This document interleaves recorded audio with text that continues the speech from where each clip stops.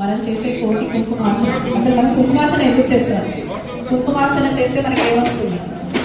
మనం ఎవరైనా తెలుసా? అందరం కోటి కుంకుమార్చన చేస్తున్నాం అనగానే అందరం మనం కూడా ఒక భాగస్వామ్యం అవ్వాలి, ఒక సమితి అవ్వాలి, ఒక కుంకుమలో ఒక కణం అవ్వాలి అని చెప్పి మనకి మనంగా ఎక్కడ కుంకుమార్చన జరిగినా మనం ఏం చేస్తూ ఉంటాం. అయితే కోటి కుంకుమార్చన కానీ లక్ష కుంకుమార్చన కానీ నిత్యం మనం ఆరాధన చేసే కుంకుమార్చన కానీ ఇవన్నీ మనకి మాంగళ్య సమృద్ధిని కలిగిస్తుంది, శక్తిని కలిగిస్తుంది, అలాగే మన జీవితంలో ఉన్న అనేక విఘ్నాలను తొలగింపజేస్తుంది. ఇవన్నీ తొలగించడమే కాకుండా మనకి శక్తిని, పుష్టిని, ఇంట్లో మంచి అన్యోన్య జీవితాన్ని ఇస్తుంది.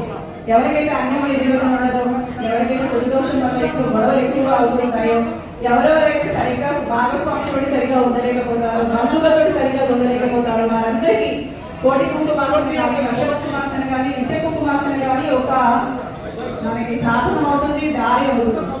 మన అన్నిటి నుంచి బయటపడడానికి మనకి విశేషమైన సహాయకారి అవుతుంది. అయితే ఇక్కడ ఉన్న మన స్వాములందరూ కోటి కుంకుమార్చనకి సంబంధించి మీరు మీకు అన్ని గైడ్ చేస్తూ ఉన్నారు, అన్ని ఇచ్చారు. అభిషేక్ దేవాచార్య స్వామి వారు మీరు ఎక్కడి నుంచో ఉత్తర భారతదేశం నుంచి వచ్చి మన దక్షిణ భారతదేశంలో మన అందరితోటి చేయాలనుకుని సంకల్పం తీసుకుని మనతో చేయిస్తున్నారు. అయితే ఆయన ఎంతో వ్యయ ప్రయాసాలతో ఇది చేయడము ఇదంతా సామాన్యమైన విషయం కాదు, మీ అందరికీ తెలుసు.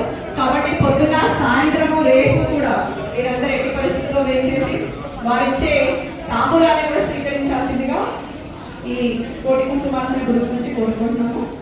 జై శ్రీమాత్రే నమః.